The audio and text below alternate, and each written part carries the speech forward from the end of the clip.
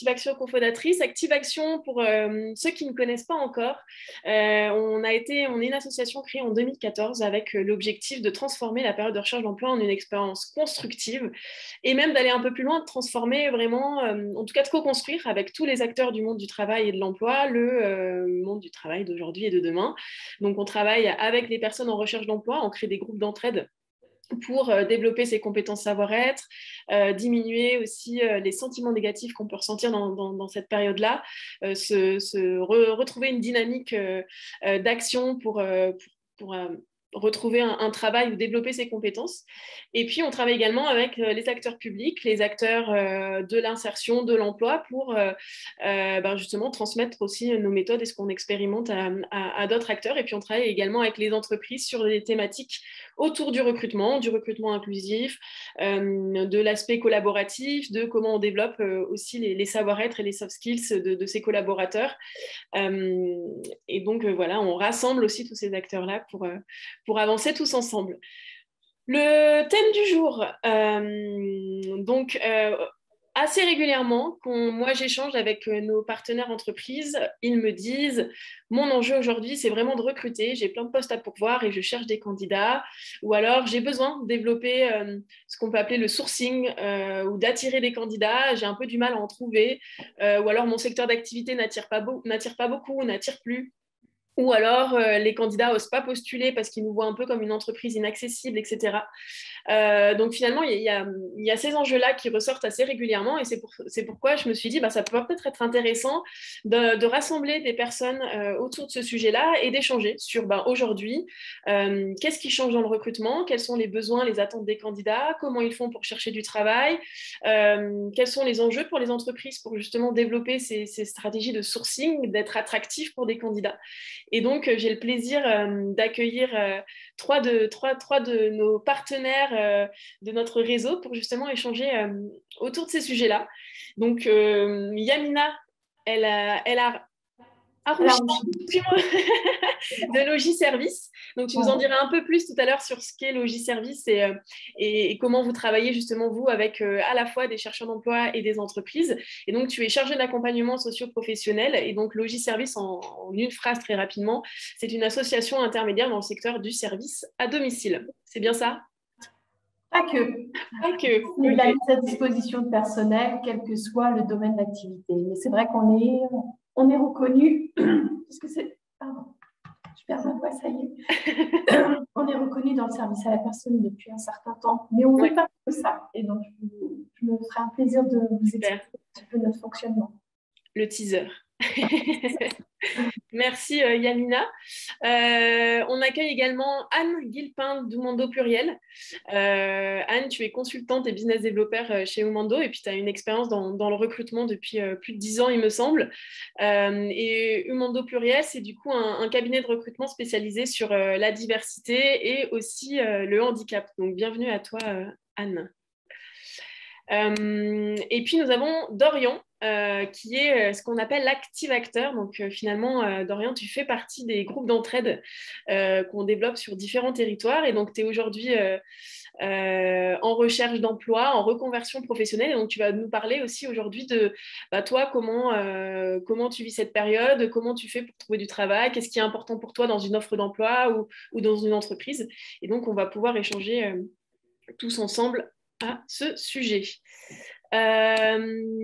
Alors, je remets juste Dorian et Anne. Je crois que vous ne pouvez plus parler. J'ai tellement de pouvoir ce matin, je peux savoir qui parle, qui ne parle pas. Alors, Anne, tac. C'est bon pour vous? Voilà. Super. Oui, tu avais le clapet coupé. Oui, j'arrêtais pas de t'écrire dans la conversation. Et je peux mettre ma caméra en revanche. Là, ça peut être bon normalement, je pense. Ah, parfait. Super. Dorian, c'est bon pour toi aussi? Donc, je rappelle à ceux qui viennent de nous rejoindre que vous pouvez mettre affichage en haut à droite de votre écran. Vous pouvez mettre affichage intervenant, ce sera plus sympa pour suivre ce qui va se dire, les échanges. Et vous pouvez échanger dans le chat, poser vos questions, réagir. par rapport à tout ce qui va se dire. Et puis, on aura un temps d'échange aussi à la fin de ce webinaire pour prendre en compte vos questions. On se lance dans le vif du sujet. Anne, je vais te passer la parole rapidement. Justement, comme dit, tu as une expérience de plus de 10 ans dans le recrutement, dans différents, je pense, secteurs d'activité. C'est quoi ton constat aujourd'hui, justement, autour du recrutement en France? C'est quoi les enjeux pour les entreprises? Qu'est-ce qui évolue? Qu'est-ce qui change? Alors, grande question. Alors, comment y répondre brièvement? Pour moi, le plus gros changement, en fait, c'est qu'il y a eu une inversion des rôles. C'est qu'au préalable, c'était plutôt les candidats qui devaient, entre guillemets, travailler pour trouver où diffuser où se trouvaient les offres d'emploi. Et c'était eux qui étaient actifs. Alors qu'aujourd'hui, c'est aux entreprises de charmer, en fait, les candidats. Aujourd'hui, les candidats ont le choix. Et c'est eux qui décident. Et c'est maintenant aux entreprises d'être attractives et de les attirer. Ce qui, voilà, pour moi, c'est le plus gros changement que j'ai pu constater sur les 10 dernières années. Voilà, pour faire très court. Oui, merci Anne. Effectivement, donc de ce que tu dis, il y a un inversement des rôles où c'est finalement les candidats qui choisissent leur entreprise. Et ce, quel que soit en plus le poste, que ce soit un poste d'exécutant ou un poste à responsabilité. On se rend compte que maintenant, c'est à nous, entreprises, de communiquer sur la marque employeur, de communiquer. Alors ça a toujours été un petit peu le cas, mais ça c'est d'autant plus accentué aujourd'hui sur tous les avantages que l'on peut proposer, que ce soit des avantages, participation, intéressement, 13e mois, ou que ce soit des avantages, des possibilités d'évolution au sein de l'entreprise ou du groupe lorsqu'on appartient à un groupe. Et c'est vrai qu'avant, voilà, on n'était pas du tout dans cette dynamique. Ok, donc finalement un rapport de force qui s'inverse. Et justement, tu parles déjà de premières pistes pour les entreprises, de qu'est-ce qu'elles peuvent mettre en avant pour justement accueillir ce changement de rapport de force. On en parlera juste après. Avant, je veux bien donner la parole à Dorian, toi qui justement aujourd'hui en reconversion professionnelle cherche des formations ou un emploi, que ce soit des emplois, tu nous en diras un peu plus, mais alimentaires ou des emplois vraiment liés à ton projet professionnel. Globalement, qu'est-ce qui aujourd'hui est important pour toi dans un emploi, dans une entreprise, et qu'est-ce qui fait que tu vas postuler à une offre plutôt qu'à une autre? De mon côté, en fait, ma recherche d'emploi, elle est orientée dans mon projet professionnel, bien sûr, mais j'ai donc, comme tu l'as très bien dit, un emploi qui est alimentaire régulier en tant qu'intérimaire. Et l'idée, c'est est-ce que l'entreprise a un aspect éthique et un aspect des valeurs morales que je partage. Donc voilà, pour faire très simple et très court.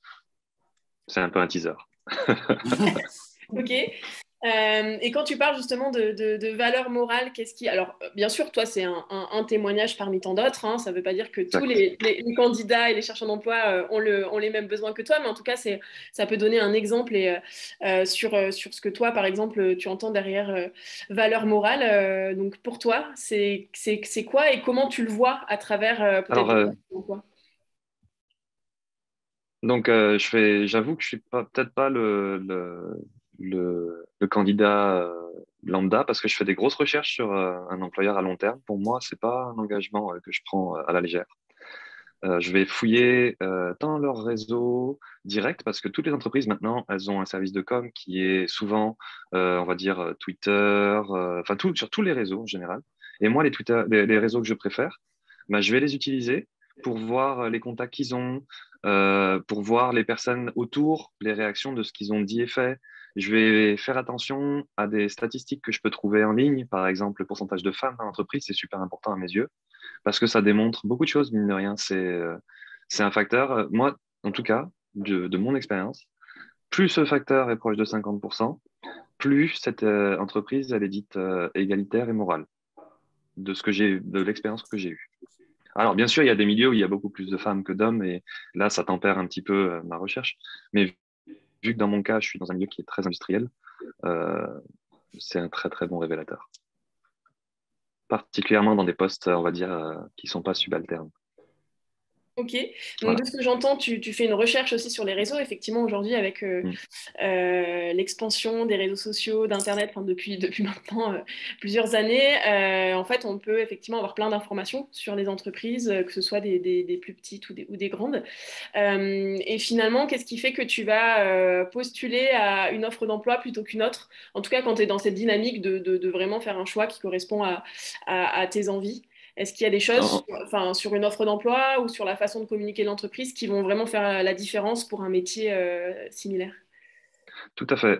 Quel que soit le milieu dans lequel est l'entreprise sur laquelle je postule, il y a des pratiques d'entreprise qui sont présentes dans chaque entreprise et des pratiques du haut milieu.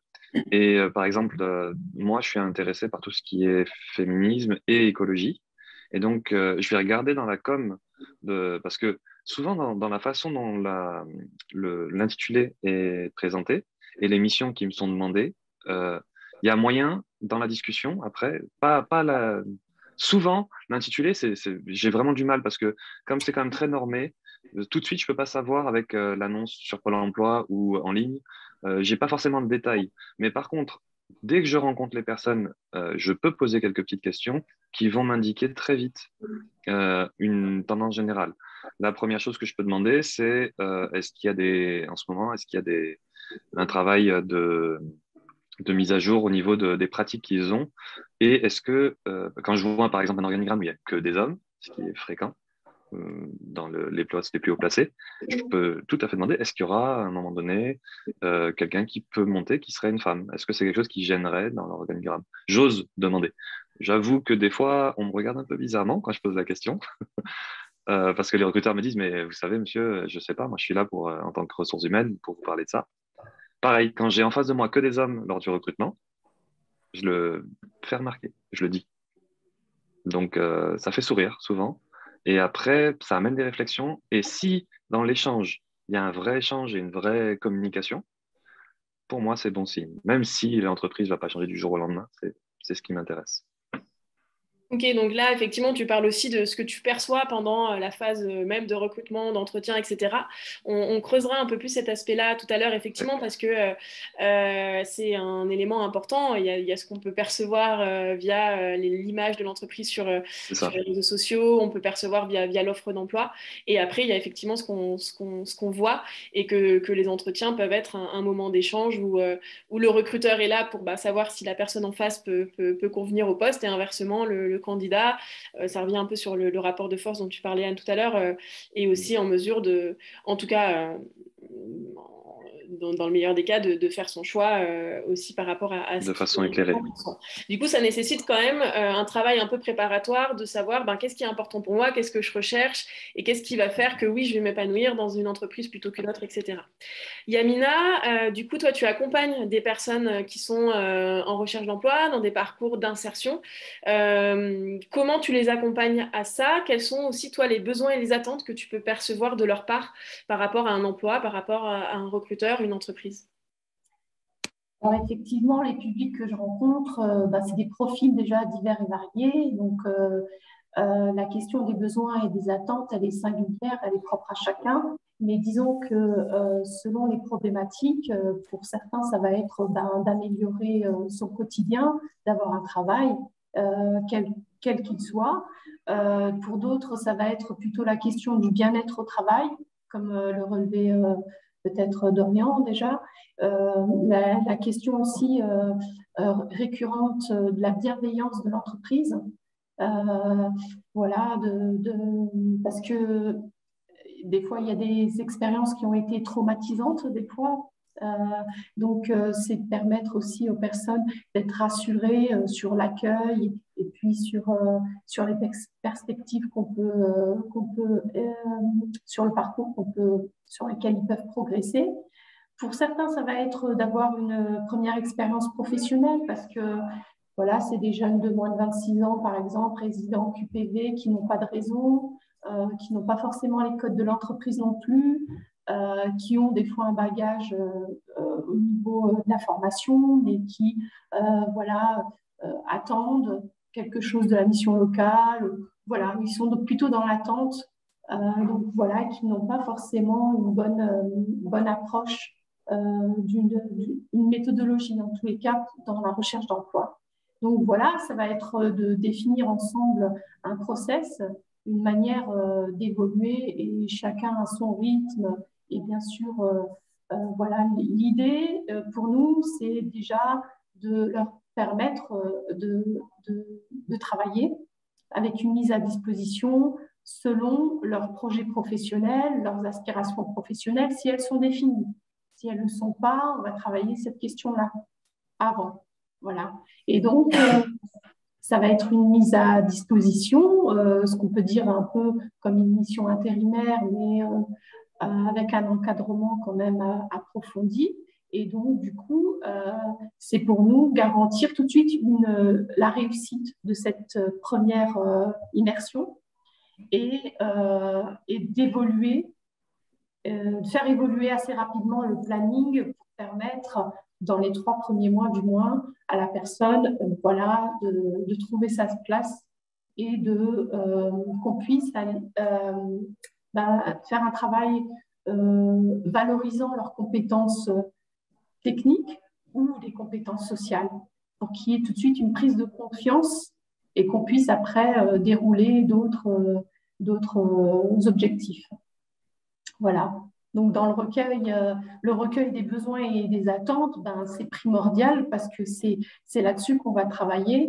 Il faut une écoute vraiment active et si vous parlez à quelqu'un qui cherche du travail, lui parler de formation qualifiante, etc., vous allez plutôt le faire fuir. Donc, il y a des choses qui se font de manière progressive. Voilà, tout dépend bien sûr des profils. Ok, donc tout un enjeu dans l'accompagnement d'apporter une réponse à chaque besoin, à chaque étape pour amener vers l'emploi. Et donc de ce que tu dis aussi, de ce que j'entends, il y a l'aspect, comme le disait Dorian, une recherche du bien-être au travail. On parle aujourd'hui de qualité de vie au travail, d'épanouissement au travail, etc. Donc cette recherche-là, mais aussi comment ça va on en parlera justement après, s'incarner pendant l'entretien, cette capacité d'être bienveillant, qu'avoir des recruteurs aussi bienveillants qui mettent à l'aise. Et puis finalement, pour certains et certaines, le fait d'avoir un travail et finalement, des fois, on n'a pas le choix, on doit travailler. Et donc, finalement, ce qui va être important, c'est déjà de trouver un travail et trouver une mission. Anne, de ton côté, justement, tu en as un peu parlé tout à l'heure, c'est des choses qu'on entend de plus en plus, on parle de marque employeur, et justement dans cette dynamique de valorisation de l'entreprise, voilà, qu'est-ce qu'on entend derrière marque employeur? Qu'est-ce que toi tu peux nous en dire? Derrière la marque employeur, pour rebondir par rapport à ce que disait Dorian, c'est toute la communication qui va être faite par l'entreprise. Dorian, toi, tu es une personne qui s'attache beaucoup à l'égalité des femmes. Après, les candidats ont chacun leur sensibilité. Mais c'est pour revenir à ce que je disais, c'est là où vraiment les rôles se sont inversés. Et là, c'est tout un travail de l'entreprise à mettre en place sur les réseaux sociaux, d'alimenter leur page, de mettre en avant les valeurs qu'elles souhaitent mettre en avant. Moi, pour ma part, pour vous donner un exemple, moi, j'accompagne un acteur assez majeur dans le textile et il s'est rendu compte que le fait d'avoir énormément communiqué sur la façon dont sont fabriqués ces vêtements lui ont fait gagner un nombre de points mais assez considérable par rapport à toutes ces ventes et ont attiré beaucoup de candidats. Et voilà, donc c'est tout ce travail. Et marque employeur, c'est qu'est-ce que l'entreprise a envie de mettre en avant pour se différencier des autres entreprises sur son même secteur d'activité.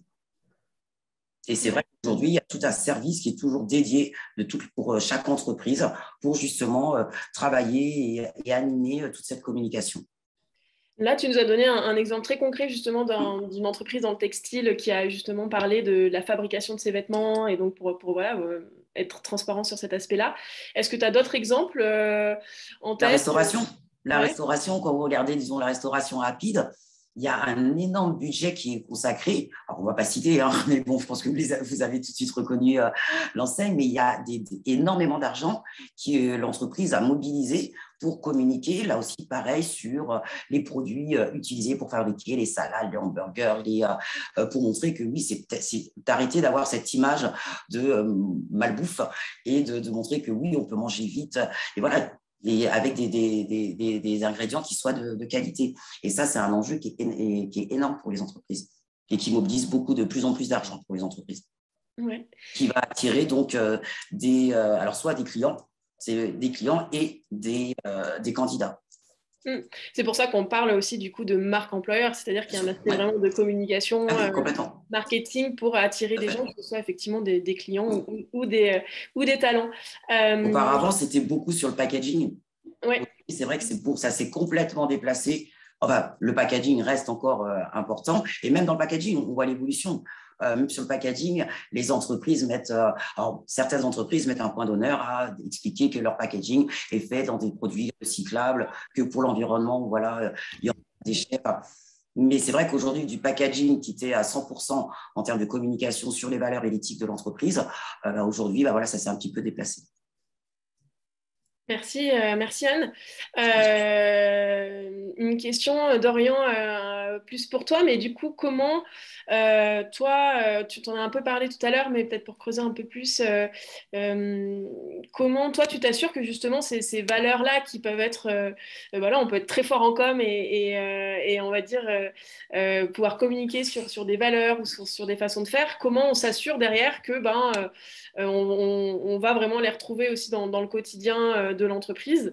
Est-ce que toi, Dorian, tu parlais tout à l'heure de l'aspect entretien de recrutement où tu poses des questions, etc. Enfin, est-ce que tu peux nous en dire un peu plus sur qu'est-ce qui va te faire dire oui, cette entreprise correspond à ce qu'elle communique ou pas?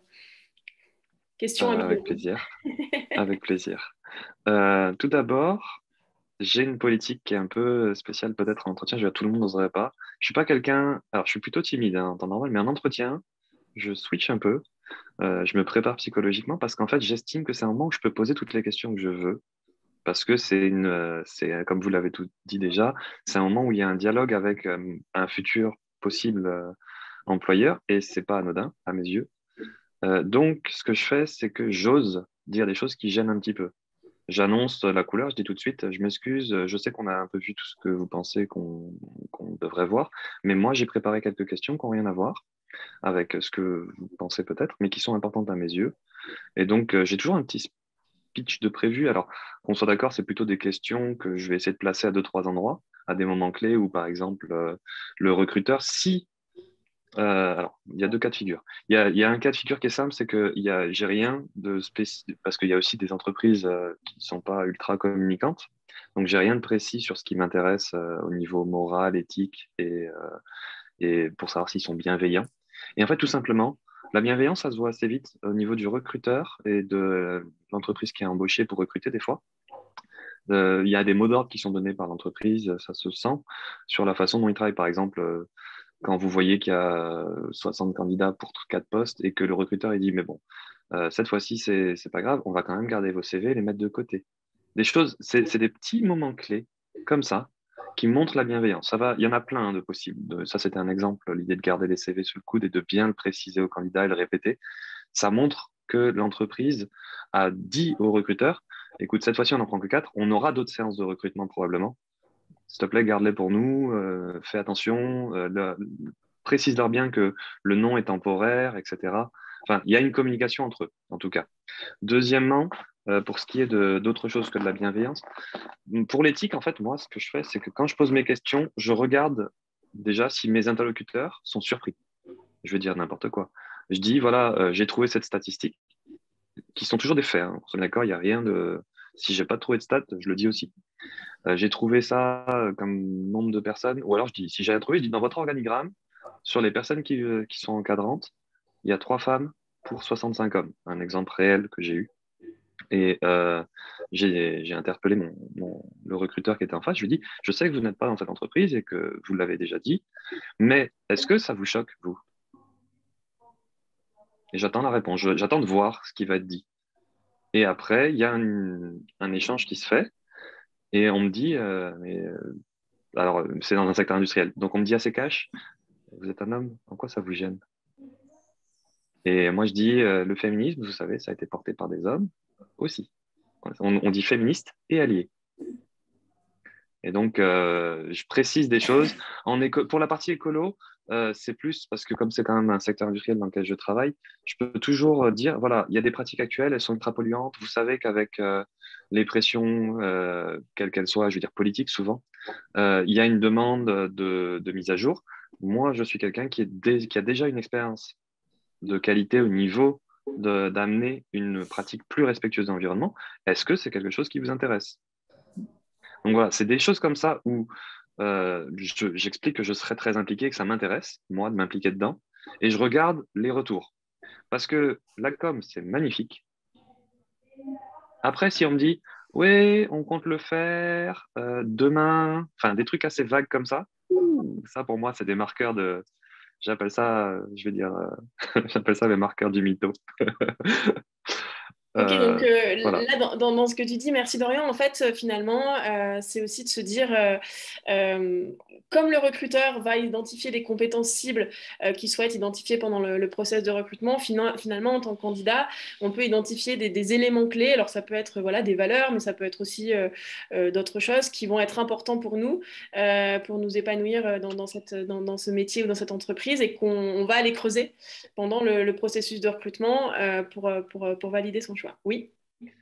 Juste une chose, un truc que je repère aussi et que je demande souvent, c'est est-ce qu'il y a une crèche d'entreprise?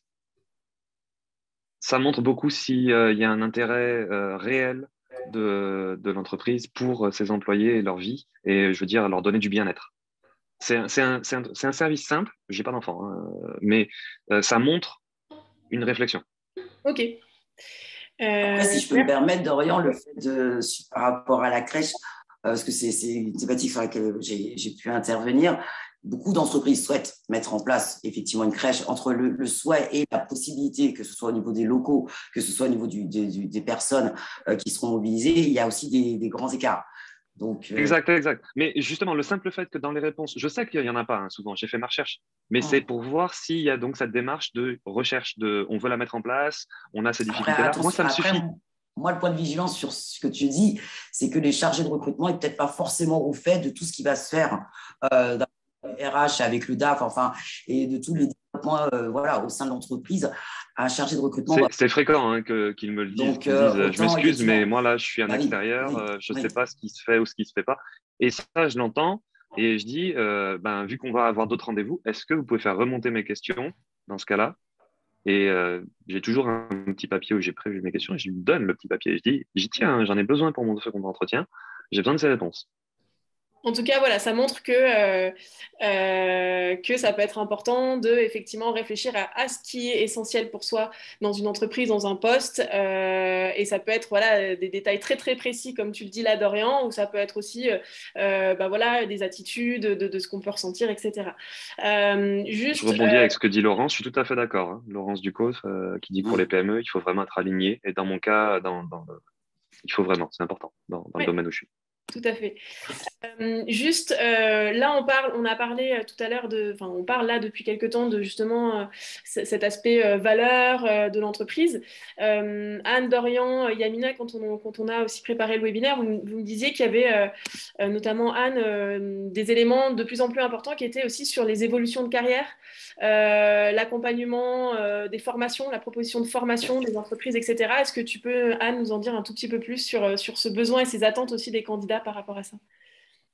Ça reprend aussi l'évolution des souhaits des candidats et leur positionnement lorsqu'ils se retrouvent effectivement en entretien de recrutement. Et pareil, tout ce que l'entreprise, excusez-moi, moi aussi je perds ma voix, et tout ce que l'entreprise va pouvoir mettre en avant pour attirer, charmer le candidat. Et effectivement, la formation, l'évolution et l'accompagnement de ses collaborateurs pour pouvoir se grader sur leur métier ou pouvoir évoluer sur un autre métier au sein de l'entreprise parce que voilà, des compétences transférables auront été identifiées.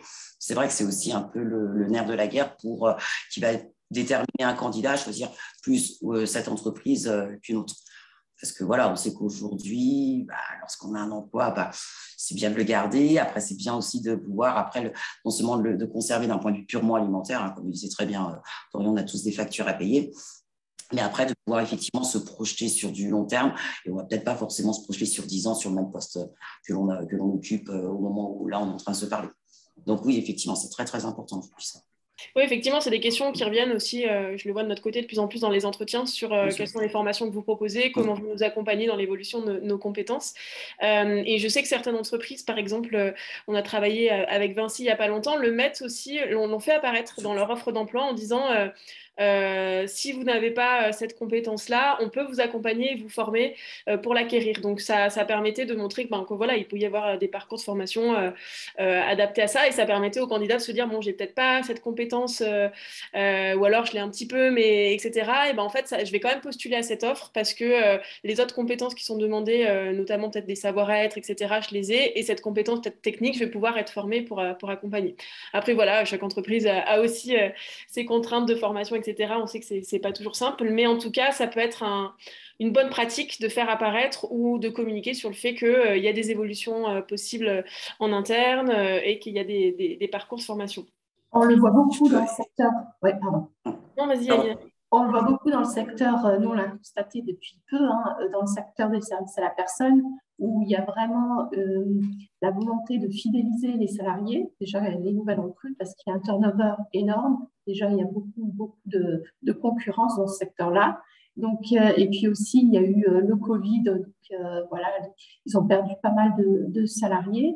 Et le fait est qu'aujourd'hui, donc, il y a une politique qui promeut l'évolution par la formation, c'est clair, mais aussi en diversifiant l'offre d'emploi, c'est-à-dire qu'elles peuvent intervenir pas forcément qu'auprès des personnes âgées et dépendantes, mais aussi auprès de la petite enfance, voilà, auprès de structures, d'entreprises. Du coup, les personnes ont une meilleure qualité de vie au travail et l'usure professionnelle dans les gestes répétitifs est on est moins sollicité à faire que du ménage, par exemple. Donc, du coup, voilà, la motivation, elle est plus intéressante et du coup, ça permet effectivement aux personnes de rester dans ce secteur qui n'est pas simple. Oui, effectivement, c'est quand on parle d'évolution, ça peut être évolution verticale, donc monter en responsabilité, mais ça peut être aussi horizontale ou développer une polyvalence en termes d'acteurs ou de services proposés. Effectivement, en tout cas, on sent que c'est quand même quelque chose qui est important et qui doit peut-être apparaître aussi plus dans les PME, TPE ou même start-up sur cet aspect-là. Yamina, Pauline, excuse-moi oui. si je peux me permettre, pour revenir par rapport à la formation, c'est aussi pour cette raison que l'on voit de plus en plus des groupes, alors c'est plutôt au niveau groupe effectivement, créer leur propre centre de formation, leur propre, ou alors s'associer avec des CFA, parce que effectivement l'enjeu de la formation est quelque chose de très très important pour les candidats aujourd'hui. Oui, donc ils créent leur propre Oui, centre de formation tout à fait. pour Ou accompagner. alors s'associer avec des OPCO pour créer, pour faire un partenariat. Oui, tout à fait. Là, on a pas mal échangé sur les attentes, les besoins des candidats.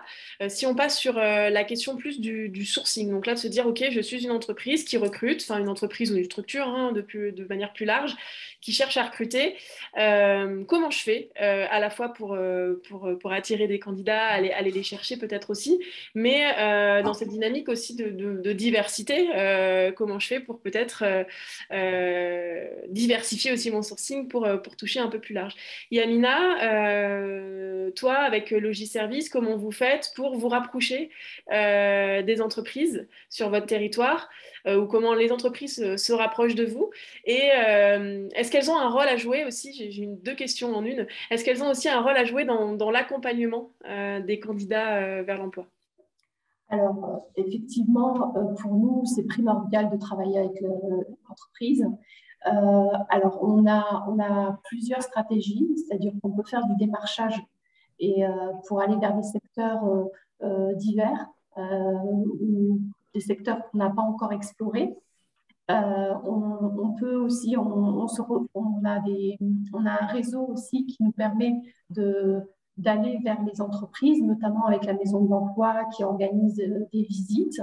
Il y a aussi le réseau de l'URSEA, de l'Union régionale des structures d'insertion par l'activité économique, qui promeut justement la collaboration, le partenariat avec les entreprises à travers des expériences qui sont avérées positives.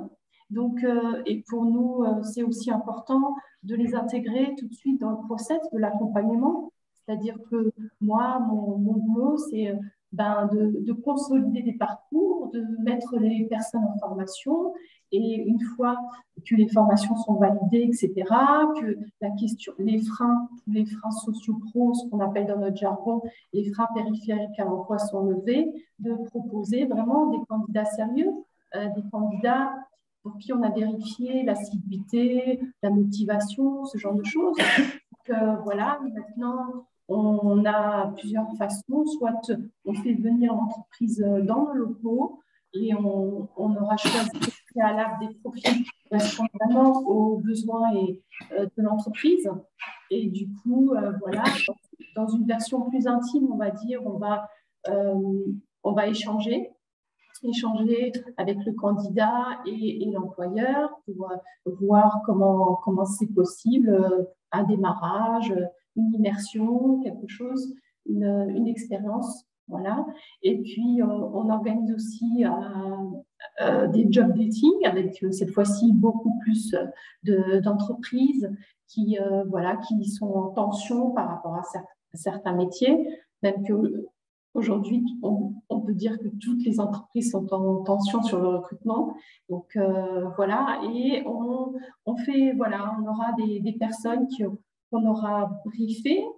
Et moi, ce que j'entends surtout de la part des employeurs, c'est qu'au-delà des compétences techniques, ils recherchent vraiment des compétences sociales, un savoir-être au travail, une possibilité pour eux d'intégrer des personnes qui prouvent leur motivation. Classiquement, hein, on n'a pas inventé l'eau tiède, quoi. Et donc, du coup,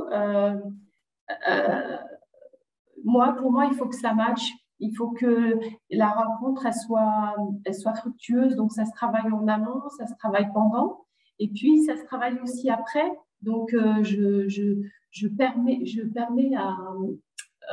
on travaille ça avec l'entreprise, d'assurer un suivi post-recrutement, c'est-à-dire de permettre à la structure ou à la salariée recrutée de revenir vers moi s'il y a une difficulté, de s'assurer que l'intégration dans l'entreprise se passe bien, de faciliter les choses, au moins pendant les 3 premiers mois.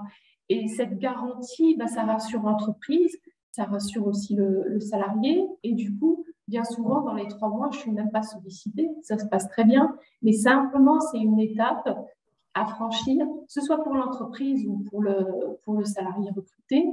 C'est, voilà, on a besoin d'une transition comme ça pour permettre tout simplement à ce que chacun des parties puisse y trouver leur compte, tout simplement. Donc, voilà, alors moi, je pense qu'aujourd'hui, l'entreprise, elle a peut-être des fois des représentations sur les personnes en parcours d'insertion. Alors, nous, on n'aime pas trop le terme insertion, mais plutôt inclusion. Voilà, et donc, du coup, ce que je peux dire des personnes, c'est que c'est des demandeurs d'emploi, tout simplement, quel que soit leur profil. Je veux dire, c'est des personnes qui ont peut-être eu un accident de vie, un divorce, un licenciement, etc. Et du coup, voilà, ça peut être vous, ça peut être moi, à un moment donné où on a besoin d'avoir juste d'avoir un soutien, de permettre, nous on est là pour ça justement, on sert de tremplin à l'emploi durable. Voilà. Donc, pour moi, le rôle de l'entreprise, elle est centrale en fait. Hein. Moi, je ne conçois pas d'accompagner des personnes dans la résolution de leurs problématiques, de les former et de les qualifier sans finaliser avec un placement en emploi. Alors, voilà. Alors, certains vous diront que le CDI, ce n'est pas finalement pas toujours une fin en soi, c'est clair, mais voilà, quelle que soit la forme du contrat, tant qu'il y a la rencontre avec l'entreprise ou les entreprises, c'est toujours bénéfique justement pour ce potentiel humain et la capacité à réaliser ses objectifs. Merci Yamina. Beaucoup plus clair sur justement comment fonctionne une structure d'insertion, une association intermédiaire voilà, il y a tout un enjeu d'accompagnement à l'emploi des personnes, de développement, de leur permettre d'avoir l'environnement adéquat pour développer leurs compétences et du coup se sentir prêt pour retrouver un travail. Et puis il y a cet accompagnement post-recrutement. Effectivement, c'est intéressant aussi de se dire, on parle là du recrutement parce qu'il faut bien cibler, mais concrètement, il y a toute la partie d'intégration et les premiers mois qui sont aussi essentiels dans un recrutement. Anne, du coup, avec Umondo Pluriel, vous êtes un cabinet de recrutement spécialisé, Inclusif, voilà, inclusif dans la diversité, et notamment sur aussi les questions de le handicap. handicap. Comment, justement, toi, quels sont un peu Moi, je ne peux être que d'accord avec ce que vient de dire. Accompagner des personnes en situation de handicap, effectivement, l'accompagnement ne s'arrête pas à la signature d'un contrat. On continue notre accompagnement aussi bien du côté du nouvel embauché qu'avec l'entreprise, puisque le handicap, bon, bah voilà, il ne faut pas non plus en faire tout un drame par rapport au niveau de l'intégration, mais il y a quand même des choses qu'il faut connaître et qu'il faut respecter. Qui s'appellent des contre-indications médicales ou des aménagements de poste qui soient matériels ou horaires. Et c'est vrai qu'on continue à chaque fois, nous, que l'on place une personne et accompagner cette personne et accompagner l'entreprise pour être sûr que être sûr que tout se passe bien et qu'effectivement, on aille. Alors, comme me disait Yanina, pas forcément parce que ce ne sera pas forcément du CDI, mais qu'au moins la durée du contrat, tout se passe bien. Et pareil pour Yamina, ce que tu disais, c'est vrai que nous, on n'accompagne que des personnes, hélas, qui ont eu des parcours de vie et des parcours professionnels difficiles, où il y a eu effectivement des coupures, des périodes d'inactivité qui sont grandes du fait de l'arrivée du handicap. Et il y a tout un travail de sensibilisation, d'accompagnement à faire auprès de l'entreprise, et c'est ce que nous faisons donc chez Umondo Pluriel, pour expliquer qu'on ne lit pas un CV de la même façon d'une personne en situation de handicap que d'une personne qui n'aurait pas été en situation de handicap. Moi, pour venir du recrutement, moi j'ai 10 ans d'expérience en recrutement. C'est vrai que la tendance que, voilà, on a un poste à pourvoir, on a beaucoup de candidatures qui nous arrivent. Dès qu'on voit une période d'inactivité de même 1 an, on fait « Oula, qu'est-ce qui se passe ?» On a tendance à mettre de côté. Donc, il y a toute une sensibilisation, une formation auprès des recruteurs, auprès des opérationnels, parce que souvent, les ressources humaines sont sensibilisées de par leur formation initiale. Après, le problème, c'est de sensibiliser. Puis chaque personne n'a pas forcément la même appétence sur la diversité et sur l'inclusion, mais de former les opérationnels, les managers. Donc, je ne peux être que d'accord avec tout ce que vient de dire Yamina, puisque c'est vraiment mon quotidien. Et du coup, les former à quoi? Alors, les former, les entreprises, oui. Déjà à essayer de combattre les préjugés, les stéréotypes qu'on peut se faire autour du handicap, parce que peu de gens se rendent compte qu'aujourd'hui, alors c'est vrai qu'on en parle de plus en plus, ce qui est très bien, mais que peu de personnes réellement savent ce qu'est le handicap visible.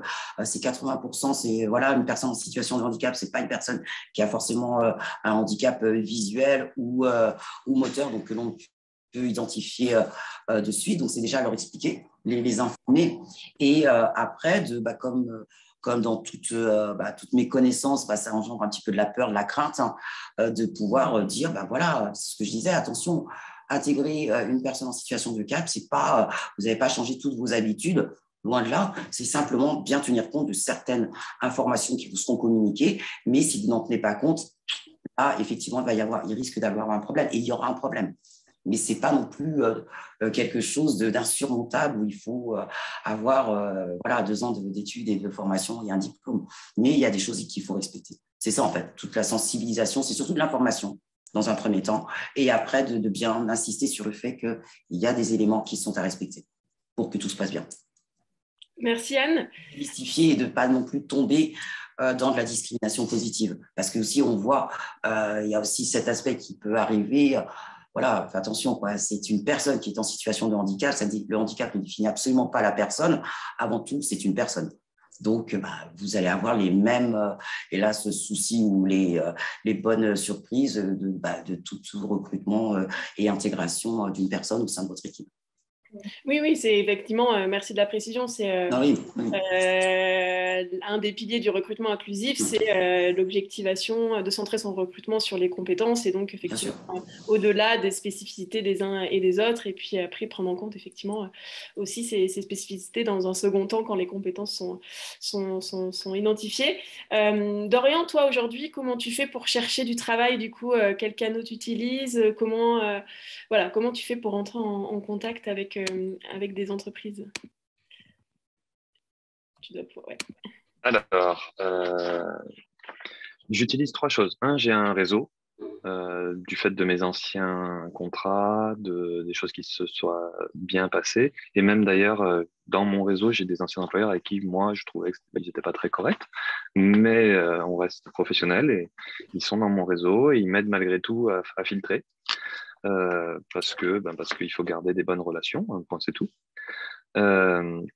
Donc il y a ce réseau-là que j'utilise. Quand je cherche du travail, je réactive mon réseau comme tout le monde. J'envoie mail et CV à ceux qui m'ont dit que je peux les recevoir.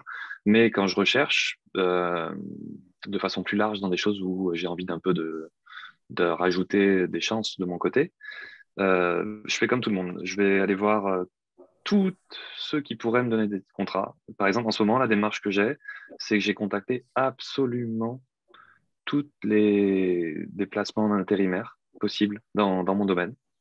Et j'ai expliqué ma démarche à chaque fois. Je leur ai dit que voilà, pour moi, l'intérim, c'est un peu une façon de tester l'entreprise. Dans le sens, si la semaine suivante, ça ne me plaît pas, ben, je ne suis plus là. Donc, et c'est un peu mon immersion à moi. C'est une immersion un peu plus actée parce qu'en fait, l'immersion dans le milieu industriel, c'est assez difficile des fois, particulièrement dans les métiers qu'ils estiment chers. Je donne un exemple, immersion en tant que soudeur spécialisé, c'est pas possible. C'est pas possible parce qu'il faut absolument avoir des compétences qui sont validées par un titre. Et même si tu as le titre, en général, ils disent bah, tu as le titre, viens bosser. Si ça te plaît pas, tu pars à la fin du CDD ou du contrat intérim.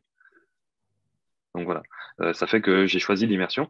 Et dans ces cas-là, ce que je fais, c'est que avec les différentes façons dont moi j'appelle ça de l'immersion, c'est pas de l'immersion, il faudrait plutôt que je dise de l'intérim, tout simplement.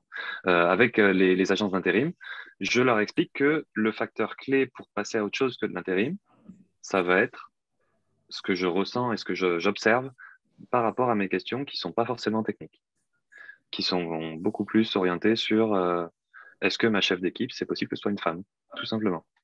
Est-ce que ce que j'observe est correct vis-à-vis du traitement des personnes qui vont juger plus bas dans la hiérarchie, etc.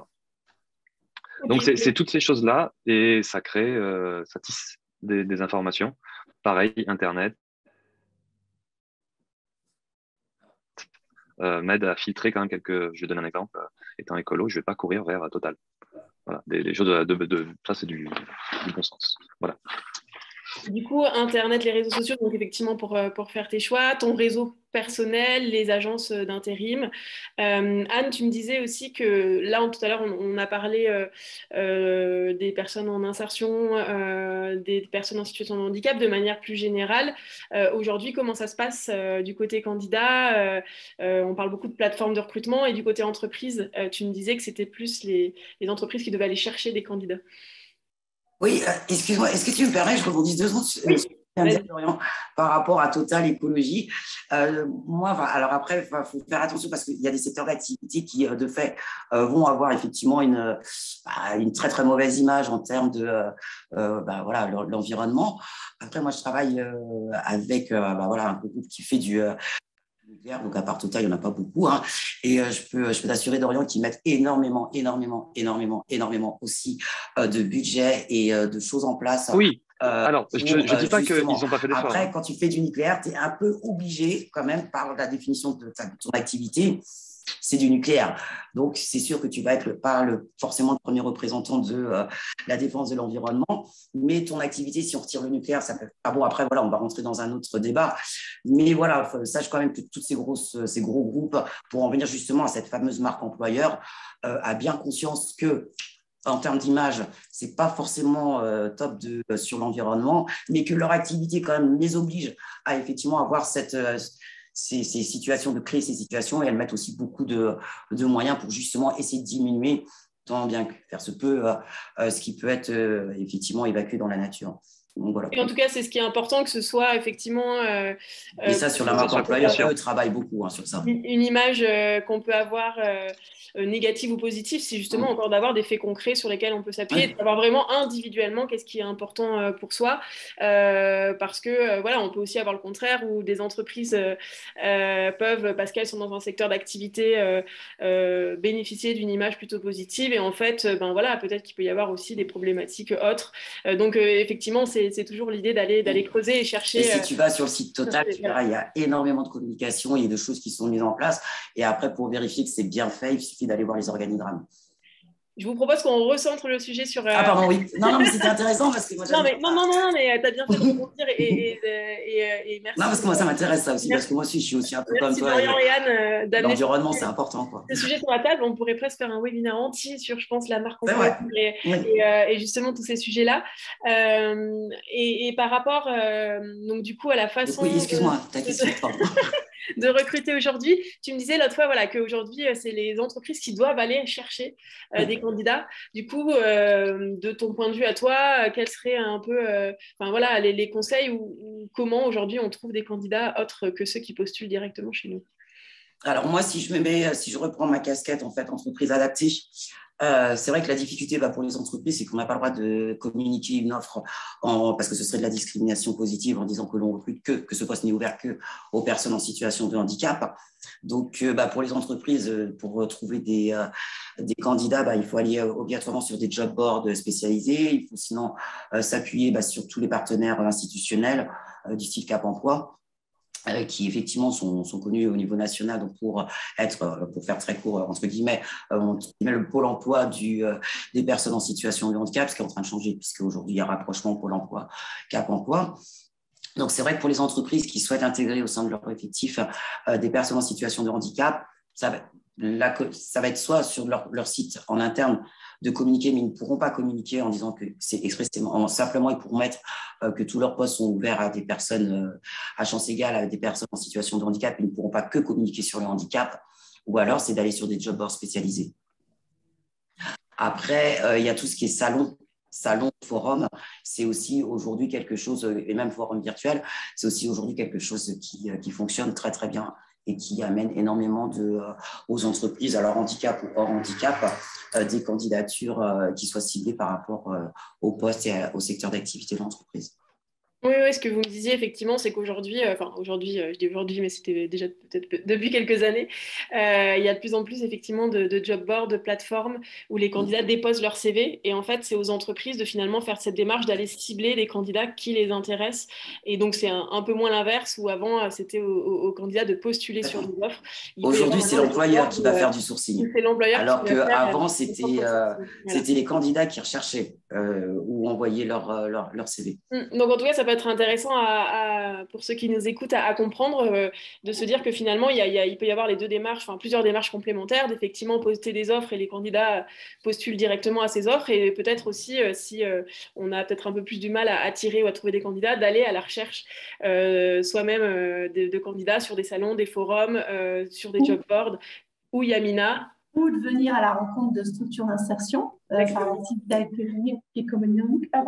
Et donc, les entreprises peuvent utiliser la plateforme de l'inclusion pour connaître les structures qui sont sur leur territoire et de se rapprocher donc, de ces structures-là. Il y a les chantiers d'insertion, les entreprises d'insertion, les ETTI aussi, les entreprises de travail temporaire. Et donc les associations intermédiaires qui ont un vivier important, puisque nous, on a quand même 150 salariés par mois, donc sur différents métiers. Donc, on peut intervenir à la fois sur du placement direct, mais aussi peut-être, s'ils sont intéressés par la sous-traitance, au moins quelques temps, on peut être porteur du contrat pour permettre de sécuriser peut-être l'engagement de l'employeur, ou bien peut-être de prendre connaissance d'un marché de l'insertion qui existe avec une clause Par exemple, là, on travaille avec l'Eurométropole de Strasbourg sur les espaces verts. Et donc, on a 6 postes où il y a des jeunes donc, qui s'exercent à cette profession-là et qui sont vus au moins une fois par semaine, une demi-journée, pour travailler le projet professionnel, la formation, et voilà, et intégrer l'entreprise qui les a à disposition, par exemple. Voilà. Il y a plein de montures, il y a plein de choses possibles. Il suffit juste de se rencontrer et d'échanger sur leurs besoins et sur la façon, les process qu'on peut mettre en place. Oui, donc c'est la plateforme, c'est quoi le nom? La plateforme de l'inclusion, si tu veux, je pourrais t'envoyer le lien. Voilà, si on tape sur Google plateforme de l'inclusion, on trouvera facilement. Donc, vous avez les structures, vous avez les prescripteurs, vous avez les candidats, donc les orienteurs, enfin tout un panel d'acteurs, de partenaires qui peuvent donc se mettre à disposition des entreprises qui souhaitent recruter. Merci Yamina, j'avais encore une question à te poser, mais je vois qu'il est midi, donc je vais repasser la parole à Anne et Dorian qui doivent partir, et puis on finira sur cette question avec toi, Yamina, si tu le veux bien. Anne, rapidement, donc pour présenter aussi un peu plus, donc on a commencé à comprendre, mais Umando pluriel, et comment vous pouvez accompagner les entreprises qui cherchent à recruter aujourd'hui?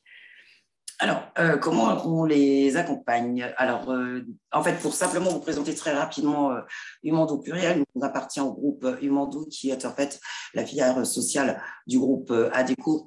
Donc, comment on accompagne les entreprises dans leurs problématiques de recrutement? Mais c'est par rapport déjà à notre vivier, comme le disait aussi Yamina, puisqu'on a un vivier quand même assez conséquent sur des postes divers et variés, dans des secteurs d'activité aussi assez larges.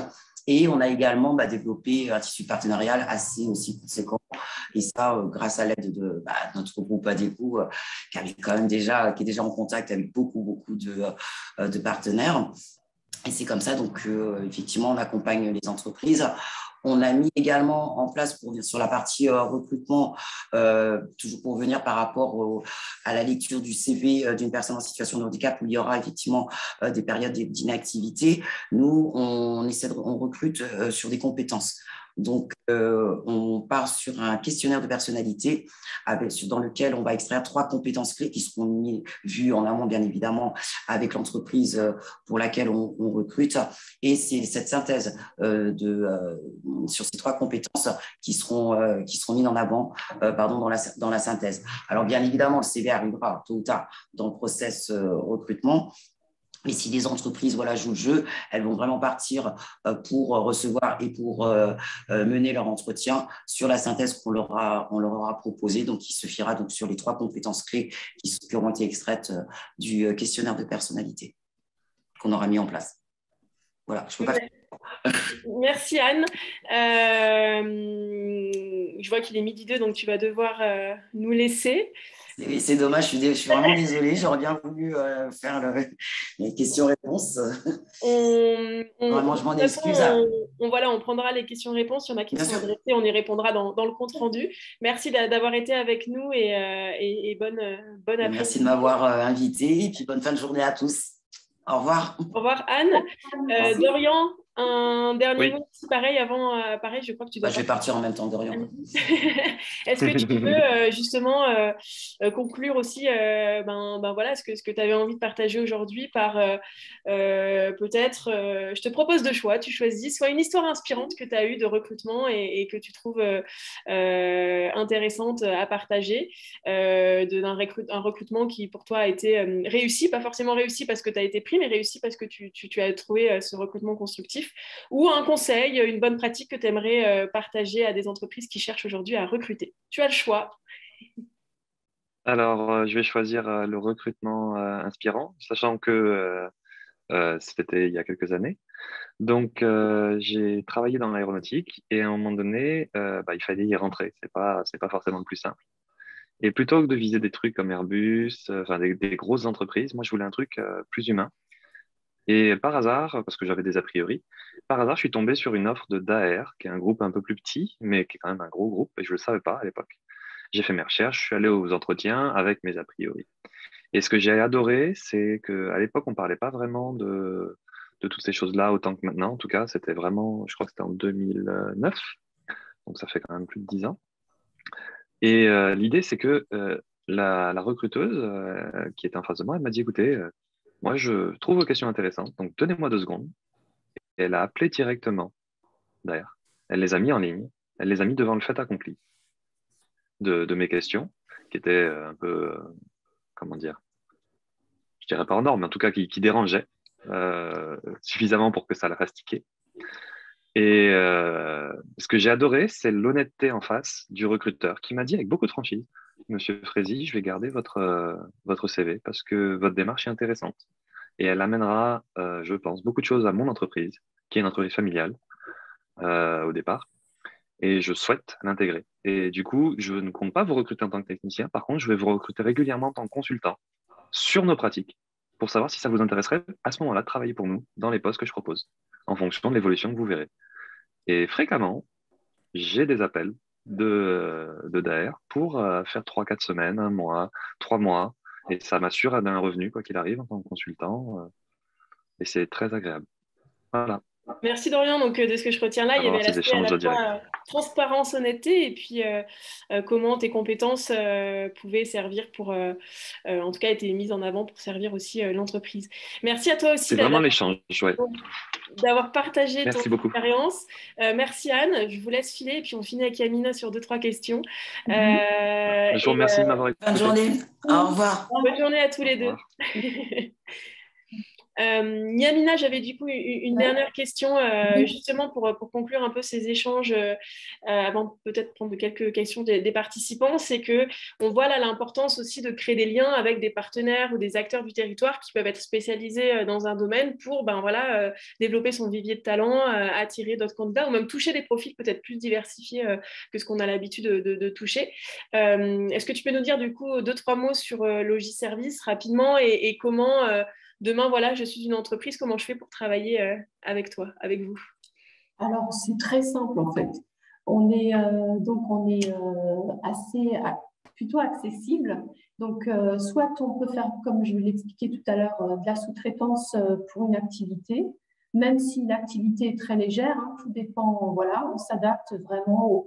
On a des contrats spécifiques, c'est des contrats d'usage. Donc, il y a une souplesse dans ces contrats-là qui permet justement aux salariés, à l'entreprise utilisatrice, de faire face à un besoin sur lesquels ils n'ont pas forcément le temps de se dégager du temps simplement pour le recrutement. Voilà. Donc, on a pas mal de clients, entreprises, utilisateurs de nos services, quel que soit le secteur d'activité, puisque nous, notre rôle, c'est en fait de mettre à disposition du personnel, voilà, auprès des collectivités, des entreprises, des particuliers, voilà, quels que soient vraiment les secteurs. C'est clair que le Logiservice est connu et est né avec un projet associatif qui a été de mettre en emploi les femmes. Donc, il y a 32 ans. Donc, le projet a été revu puisqu'on a tellement diversifié nos activités et c'est ouvert aussi au public masculin. Donc, on a découvert les hommes depuis quelques années maintenant. Et du coup, on a rééquilibré nos effectifs. Donc, on va sur des profils, des fois, qui sont... je ne sais pas, on peut dire préparateur de commandes, de l'aide à l'électricité, agent d'entretien du bâtiment. Qu'est-ce qu'on a comme offre aussi possible? On a aussi une mission qu'on a honorée sur la restauration. Voilà. On est là, on se donne les moyens de trouver les personnes qui vous correspondent. Parce que moi, je n'ai pas que la mission d'accompagner les personnes, mais aussi de recruter. Donc, j'ai aussi un sourcing important sur le réseau, donc réseaux sociaux pro, comme on dit chez nous. Donc, je vais vers ces réseaux-là régulièrement pour justement avoir comme ça un vivier de personnes sur lesquelles je peux m'appuyer pour vous proposer donc des services divers et variés. Après, ce qu'il y a, c'est que le contact peut se faire simplement avec une rencontre, comme on fait classiquement, ou bien on est souvent aussi présent sur les forums. Donc moi, souvent, quand je suis dans les forums, je n'hésite pas à aller vers les entreprises qui sont présentes. Voilà. Je pense que les entreprises, elles ont bien évolué, elles vont un peu plus elles se mettent moins de barrières, elles sont un peu plus ouvertes sur les profils.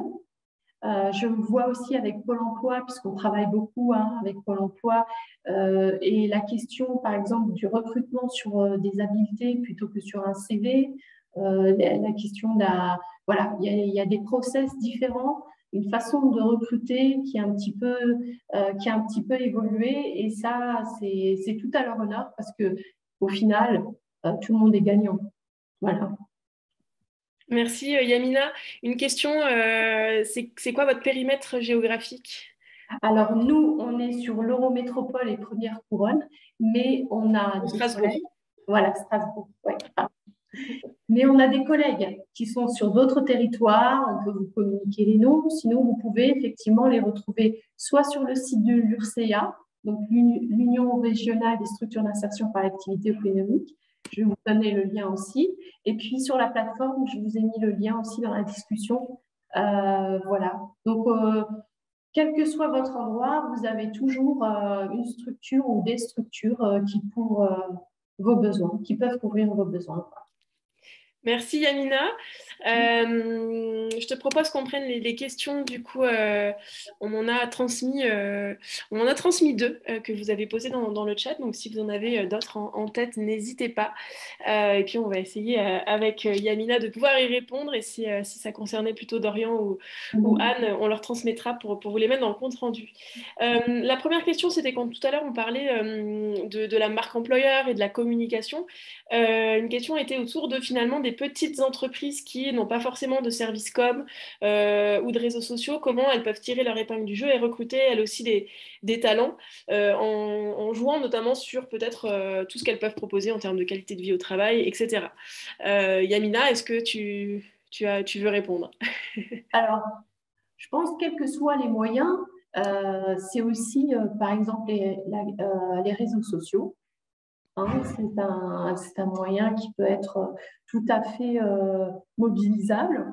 On parlait aussi de se faire connaître, d'aller vers ces interlocuteurs Pôle emploi, d'aller vers la maison de l'emploi, par exemple, de sortir un petit peu de ses partenaires ordinaires, on va dire, et d'aller aussi de se faire connaître, tout simplement, d'être visible.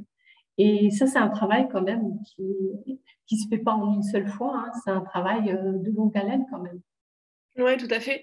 Effectivement, pour rebondir aussi sur ce que tu dis, je pense que même à travers l'offre d'emploi que vous publiez, il y a des choses qui peuvent se transmettre sur justement vos valeurs, sur ce que vous avez à proposer, sur pourquoi finalement c'est intéressant de venir chez vous plutôt que chez un concurrent.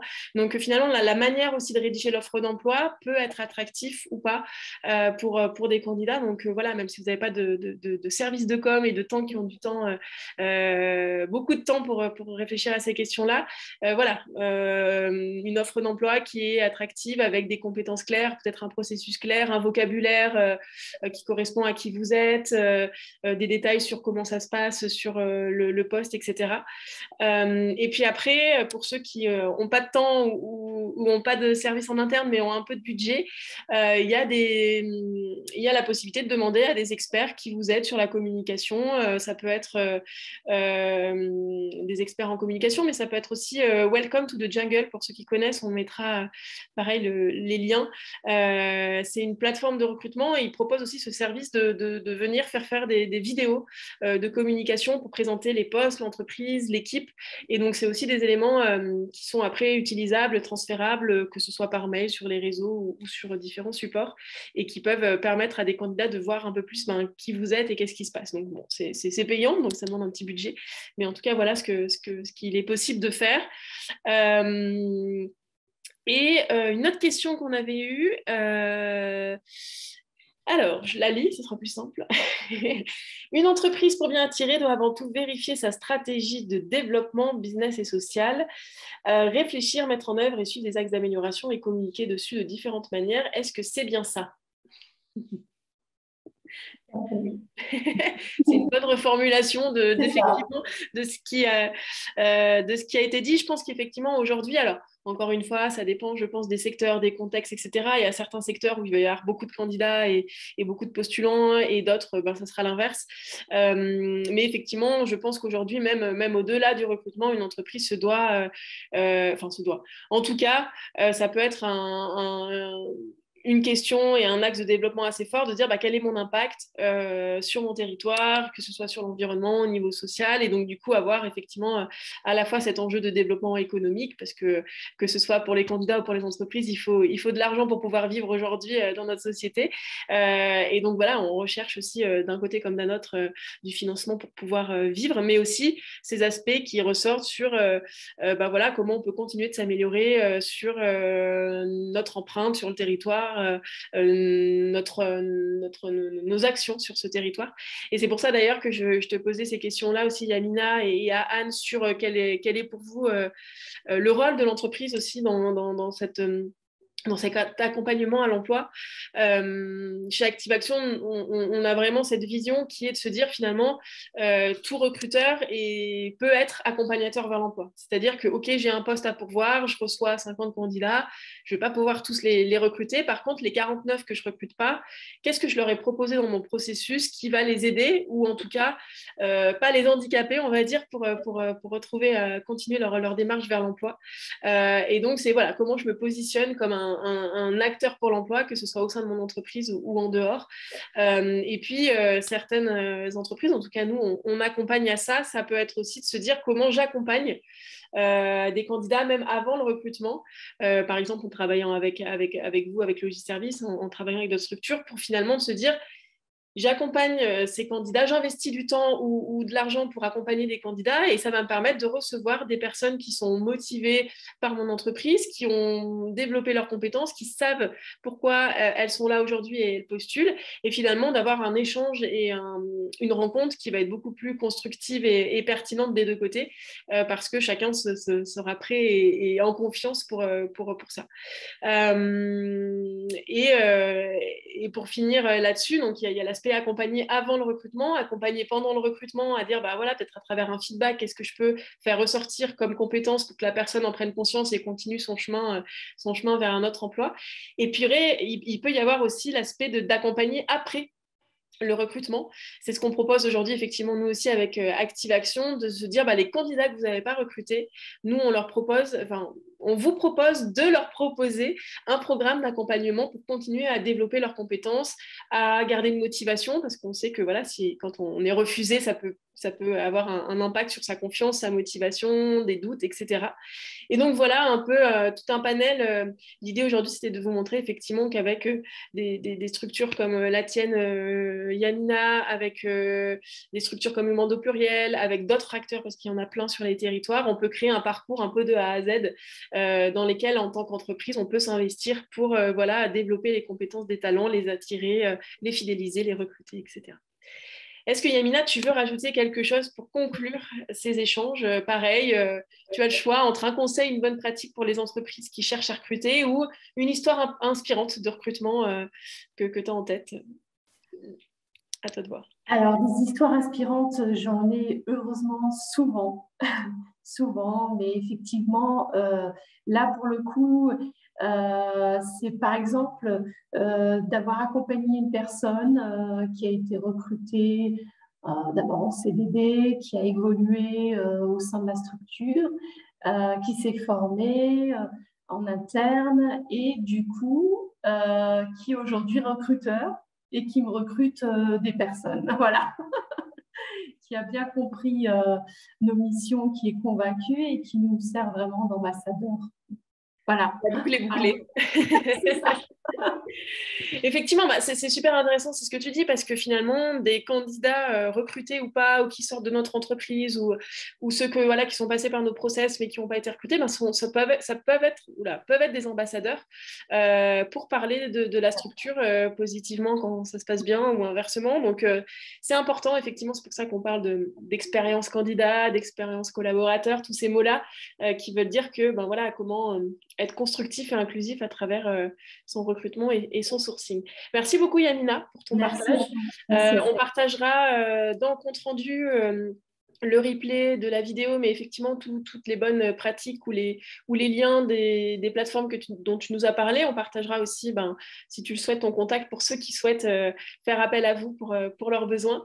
Il y aurait beaucoup de choses encore à explorer sur ces sujets-là. Là, c'était un exemple aussi de partenaire avec Dorian aussi qui est en recherche d'emploi, de voir voilà, vous aussi, votre point de vue, vos positionnements là-dessus. Mais finalement, chaque structure a ses spécificités, ses enjeux, selon son secteur, selon les profils recherchés, selon l'implantation géographique. Et donc, du coup, ça demande finalement, on va dire, une stratégie ou des actions pour trouver des candidats qui sont à chaque fois différentes et doivent être adaptés à ces enjeux. Et c'est pourquoi, au-delà de ce webinaire, avec Activation, on vous accompagne aussi à réfléchir à ça, à ces stratégies de sourcing, comment vous pouvez faire pour attirer plus de candidats ou diversifier vos profils à travers voilà, un accompagnement, mais aussi de la formation. Donc, je vous enverrai aussi plus d'informations si ça vous intéresse. On va s'arrêter là. Merci à tous et toutes de nous avoir écoutés. Merci Amina encore pour ton partage. Merci, et puis, bon appétit à tout le monde et à très bientôt. À bientôt.